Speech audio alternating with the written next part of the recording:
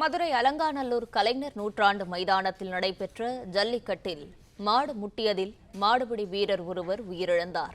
இதுகுறித்தான விவரங்களோடு இணைகிறார் செய்தியாளர் ராஜ்குமார். வணக்கம். முழு விவரங்களையும் பதிவு பண்ணலாம். மதுரை மாவட்டம் அலங்காநல்லூர் அருகில் உள்ள கீழக்கரை கிராமத்துல உள்ள கலைஞர் நூற்றாண்டு ஏறு தழுவுதல் அரங்கத்துல இன்று ஜல்லிக்கட்டு போட்டி நடைபெற்றது. இதில் காளை குத்தியதுல மாடுபிடி வீரர் ஒருவர் உயிரிழந்தார்.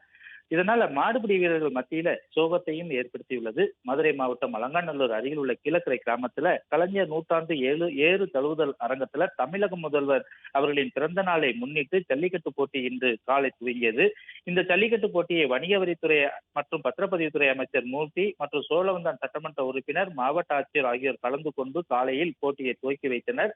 இந்த ஜல்லிக்கட்டு போட்டியில 1000 காளைகளும் 650 மாடுபிடி வீரர்களும் கலந்து கொண்ட இந்த போட்டியானது காலையிலிருந்து விறுவிறுப்பாக நடைபெற்று வந்தது. இந்த நிலையில்தான் சோழவந்தான் அருகில் உள்ள கச்சிராயிருப்பு கிராமத்தை சேர்ந்த முத்துப்பாண்டி மகன் மகேஷ் பாண்டி மாடு பீடி வீரராக இவர் களத்தில் களமாடி கொண்டிருந்த போது காளை மாடானது, அதாவது ஜல்லிக்கட்டு காளையானது குத்தியது. இதில் பலத்த காயமடைந்த அவரை உடனடியாக மீட்டு அங்கு முதலுதவி சிகிச்சை அளிக்கப்பட்டு 108 ஆம்புலன்ஸ் மூலமாக மதுரை அரசு ராஜாட்சி மருத்துவமனைக்கு மேல் சிகிச்சைக்காக அனுப்பி வைத்தனர். மேல் சிகிச்சை பெற்றுக் கொண்டிருந்த நிலையில திடீரென அவர் உயிரிழந்தார். அதாவது அவர் உயிரிழந்தது ஜல்லிக்கட்டு போட்டி விறுவிறுப்பாக நடைபெற்று வந்த நிலையில காளை குத்தியதுல இளைஞர்கள் மத்தியில அந்த காளை குத்தியதுல அவர் உயிரிழந்த சம்பவமானது மாடுபிடி வீரர்கள் மத்தியில பெரும் சோகத்தை ஏற்படுத்தி இருக்கிறது. விவரங்களுக்கு நன்றி ராஜ்குமார்.